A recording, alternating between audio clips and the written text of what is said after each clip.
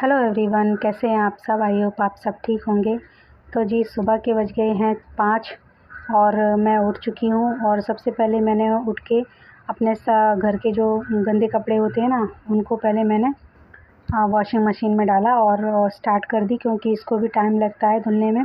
कम से कम 1 से 1.5 घंटा लग जाता है मशीन को चलते हुए, तब जाके कपड़े धुलते हैं। तो अभी सब लोग सो रहे थे, तो मैंने यहाँ की जो पैसेज है वहाँ की लाइट चालू नहीं की, क्योंकि सीधी फिर जो हॉल और बेडरूम में सीधा इसकी लाइट जाती है, तो इसलिए फिर मैंने लाइट ऑन नहीं की। मुझे अच्छे से दिख रहा था, आपको शायद से ये कैमरा इधर रखा है ना पीछे साइड में, तो शायद से ना दिखे आपको, अच्छे से नज़र ना आ रहा हो, लेकिन मुझे जो बाथरूम के सामने लाइट जल रही थी इससे पूरा अच्छे से दिख रहा था मुझे। तो यहाँ पर देखिए जितने भी बाहर कपड़े थे मैंने वो भी डाल दिए हैं, और कुछ कपड़े अंदर रहते हैं बाथरूम में इस बकेट में, तो वो भी मैं ले आई थी निकाल के। और साथ में डिटर्जेंट भी लेके आती हूँ, उधर मतलब अंदर रखा रहता है। और बाहर मशीन इसलिए लगाती हूँ मैं, क्योंकि बाथरूम में इतनी जगह नहीं है कि मशीन रखी जा सके। तो यहाँ पर हस्बैंड ने नल यहीं पर लगा दिया था, जो बाथरूम से कनेक्ट है नल, इसको ही मतलब इधर बाहर लगा दिया था, तो पानी उधर से ही आ जाता है। तो यहाँ पर देखिए मेरी मशीन लग चुकी है, और अब मैं इसको कर दूँगी स्टार्ट, और ये आराम से अपने आप चलती रहेगी।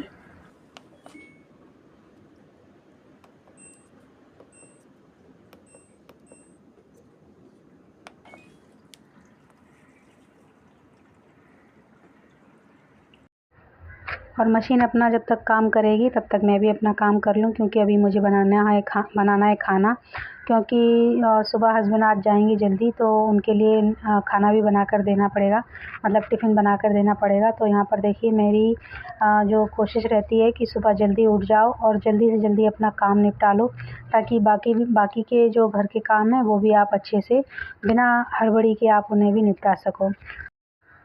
तो मैंने जो पिछला वीडियो अपलोड किया था उसमें मैंने भर के कमेंट आए हैं मुझे कि जो घर से काम करना होता है वो सबसे बेस्ट होता है, और बाहर अगर आप ना जा पाओ तो कोई बात नहीं, घर में बैठकर अगर आप कुछ कमा सकते हो, अर्निंग कर सकते हो, तो इससे बढ़कर और बात क्या हो सकती है। तो सही बताऊं, मेरा भी यही मानना है। लेकिन बहुत सी बहनों की मजबूरियां होती हैं, जिन्हें घर से बाहर जाकर काम करना पड़ता है। वरना बहुत से लोग ऐसे ही यही सोचते हैं कि घर से ही उनको काम मिल जाए और वो घर बैठे अपना काम करें और अपने अर्निंग भी करें, यानी कि पैसे भी कमाएं। तो लोगों की मजबूरियां भी होती हैं कि उन्हें घर से बाहर जाना पड़ता है अपने छोटे बच्चों को। कोई बहनें हैं जो छोटे बच्चों को घर में छोड़ कर जाती हैं, कि कोई किसी के हवाले भी करके जाता है, मतलब कोई किसी के सहारे भी छोड़ के जाता है।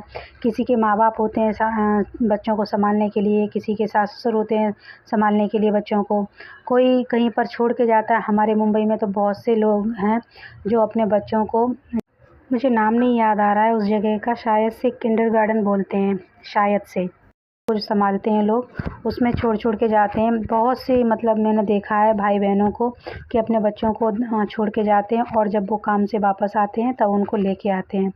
तो देखिए किसी की मजबूरी होती है, किसी को काम करना अच्छा लगता है, किसी को नहीं अच्छा लगता है, और कोई मजबूरी में बाहर जाता है। तो सबकी अपनी अपनी देखिए कहानी होती है, कि कोई किसी के लिए ये नहीं बोल सकता कि नहीं जो मैं करती हूँ वही आप करो। सबकी अपनी अपनी अलग मजबूरी होती है। तो आज अगर मैं घर से काम कर रही हूँ तो मुझे प्रभु का धन्यवाद करती हूँ कि घर से काम कर रही हूँ। लेकिन अगर मेरी कोई और मजबूरी होती, तो मुझे अगर घर से बाहर जाके काम करना पड़ता, तो वो भी होता कि मैं फिर उसको भी करना पड़ता मुझे। तो खैर अपनी अपनी सबकी कहानी है, जो जैसा जिसको अच्छा लगता है वैसा करना पड़ता है। यही लाइफ है, यही जीवन है, और जीवन के हिसाब से, ज़िंदगी के हिसाब से ही हमें अपने को भी मोड़ना पड़ता है।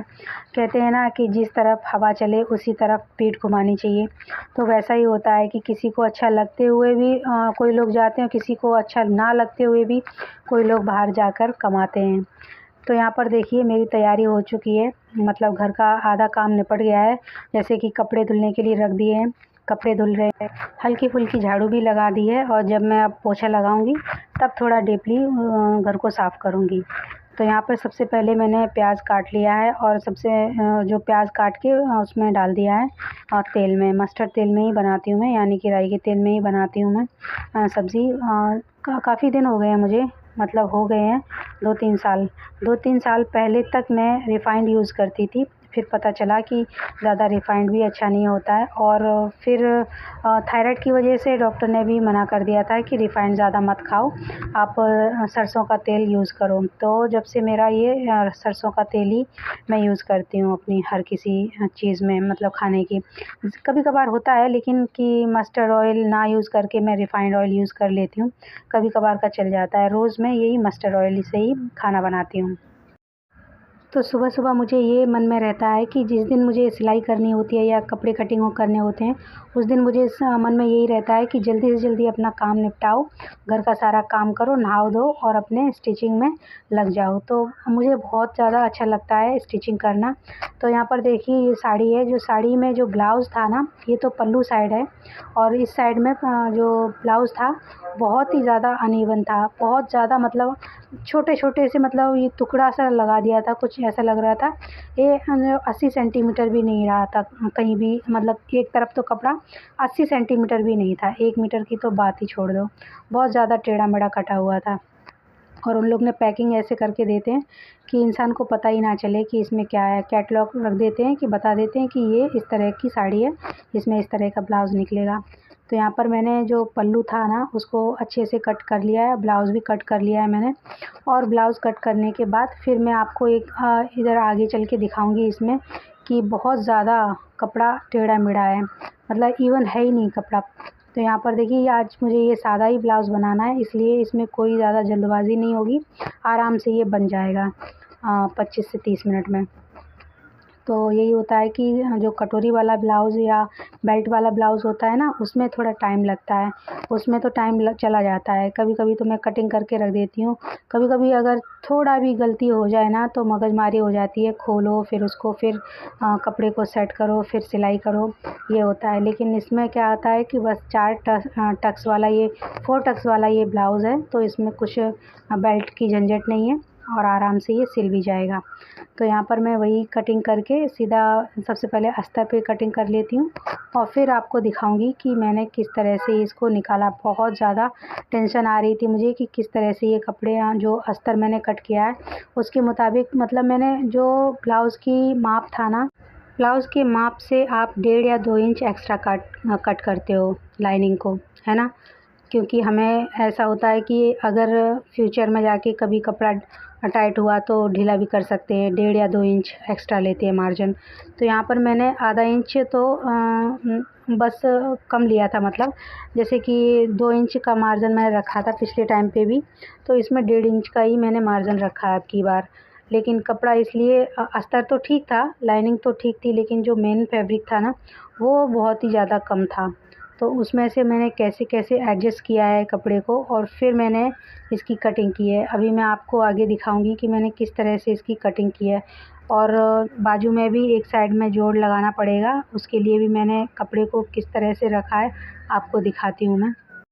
शायद से आपको अभी कुछ नज़र ना आ रहा हो क्योंकि लाइट बहुत ज़्यादा पड़ रही थी, और ये थोड़ा सा हल्का येलो कलर का जो कपड़ा था ना, मेन फैब्रिक और अस्तर का, तो वो येलो कलर का था, लाइट येलो में था, तो बहुत मतलब कम दिख रहा है मुझे भी। यहाँ से जब मैं ये जो वॉइस ओवर कर रही हूँ ना, तो वहाँ से मुझे भी थोड़ा सा कम दिख रहा था। कम मतलब कम कपड़ा भी दिख रहा है, और कपड़ा कहीं-कहीं दिख भी नहीं रहा है। मुझे ऐसा लग रहा है कि थोड़ा-सा लाइट ज़्यादा पड़ रही है, क्योंकि बाहर की तरफ मैं मुँह करके बैठी थी, तो बाहर से लाइट काफ़ी आती है इस टाइम पे। तो सुबह के 10:30 बजे होंगे, अभी मेरा सारा काम मैंने ख़त्म कर लिया था, उसके बाद नहाने चली गई थी, और फिर नहा के आई, मैं तुरंत इसमें लग गई थी। मैंने कहा कि कट करके रख दो, फिर सिलती रहूँगी आराम से, क्योंकि इसको देने के लिए कोई इतना टेंशन नहीं है। उन्होंने आराम से बोला कि आराम से सिलो। तो ये होता है कि कस्टमर आपके अगर बंधे हुए होते हैं ना, तो वो कहीं नहीं जाते हैं।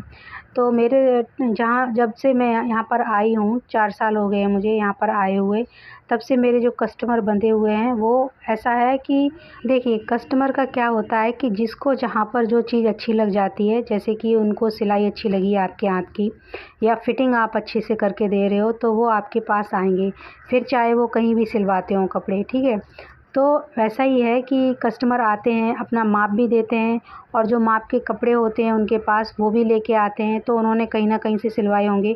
ये ठीक बात है कि कहीं न कहीं से सिलवाए होंगे और फिर वो आपके पास आए हैं, पहले कहीं और जाते थे। लेकिन जब उन्होंने कहीं से आए हैं वो और आपके पास आने के बाद जब वो दोबारा आपके पास आ रहे हैं, तो सोचो कि आपने भी तो कुछ ना कुछ उनके लिए काम करके दिया होगा ना, अच्छा उन्हें लगा होगा तभी तो आए हैं, वरना वो उस जगह को छोड़कर क्यों आते, है ना? वही मैं कहना चाहती हूँ कि अगर कस्टमर आपके पास आ रहे हैं और कहीं और से आ रहे हैं, वो कहीं और बताते हैं कि मेरा ये ब्लाउज़ है मैंने वहाँ पर सिलवाया था, या ये कुर्ती है मैंने वहाँ पर सिलवाई थी और इसमें से ये करना है आपको, यहाँ से फिटिंग करनी है या यहाँ से लूज़ करना है, तो उनको वहाँ पर सैटिस्फाइड नहीं हुए होंगे, है ना? तभी तो वो आपके पास आए हैं और अगर आपने उनका काम अच्छे से करके दिया है, तो वो आपके पास दोबारा से क्या कितने बार भी आएँगे आपके पास। अगर आपसे कोई गलती भी हो जाती है, तो भी उनको ये नहीं कहते कि नहीं मैं नहीं आऊँगा फिर दोबारा से, या मैं नहीं आऊँगी दोबारा से तुम्हारे पास। तो वो थोड़ी-सी जो अगर आप उनको समझदारी से उस गलती को सुधार कर दोगे ना, तो वो उस गलती को नज़रअंदाज करते हैं। और आप जब उनसे दूसरों के हिसाब से आप उन्हें कपड़े भी कम ले रहे हो, पैसे भी कम ले रहे हो उनसे, तो वो क्यों नहीं आएँगे आपके पास, है ना? तो यहाँ देखिए ये कपड़ा इस तरह से ये साड़ी में लगा था। मेरी साइड में जो लाइन बनी हुई है कपड़े की, वो कपड़े में अटैच था और ये सारा जो इतना टेढ़ा-मेढ़ा आप देख रहे हो ना, वो सारा मतलब वो किनारा अलग था, मतलब साड़ी जो कंप्लीट हो गई थी, वहाँ से सिलाई थी, जो ब्लाउज़ था वहाँ से अटैच था और ये सारा इधर पड़ा हुआ था यहाँ से कपड़ा। तो इस तरह का मुझे ये कपड़ा मिला है, कैसे-कैसे मैंने इसको जो अस्तर का कटिंग किया हुआ है ना मैंने, वो यहाँ पर रखे हुए हैं पार्ट्स। तो ये देखिए इस तरह से कभी-कभी कपड़ा होता है, निकलता है और इतने अच्छे से ये पैक किया गया था ना साड़ी में, पता ही नहीं चल रहा था कि ये इस तरह से निकलेगा कपड़ा। जिस दिन मैंने ये अस्तर मँगवाया ना, उस दिन मैंने थोड़ा-सा कट करके देना चाहा अपने हस्बैंड को कपड़ा कि मैं देती हूँ, आप इस तरह की लाइनिंग ले आना। तो जब मैंने ये साड़ी खोली ना, तो मुझे इस तरह का कपड़ा मिला, टेढ़ा-मेढ़ा। तो पूरा ये इधर से भी नहीं है 1 मीटर और ना ही इधर से है 1 मीटर, किधर से भी नहीं है ये 1 मीटर। और बोल के दिया था कपड़ा कि ये 1 मीटर कपड़ा है, आपका अच्छे से ब्लाउज़ बनेगा, जो जिनका ब्लाउज़ है ये। तो यहाँ पर देखिए जो मैंने यहाँ पर रखी हुई हैं जो स्लीव्स हैं ना, उनको मैंने उधर फ़ोल्ड करके रखा है कपड़े के ऊपर कपड़ा चढ़ा के, क्योंकि मुझे उधर ये कट करने के बाद मैं कपड़ा जॉइंट करूँगी। तो इसलिए मैंने उधर से सीधे-सीधे कपड़े को कट कर लूँगी और जॉइन कर लूँगी मैं। कटिंग पूरी हो चुकी है, तो अब यहीं पर मैं करती हूँ वीडियो का एंड। वीडियो कैसा लगा मुझे ज़रूर बताइएगा और अब तक लाइक ना किया हो जिन्होंने, उनसे भी मेरी रिक्वेस्ट है कि लाइक करके जाइएगा प्लीज़। चलिए मैं मिलती हूँ अपने अगले वीडियो में, तब तक के लिए टेक केयर, बाय।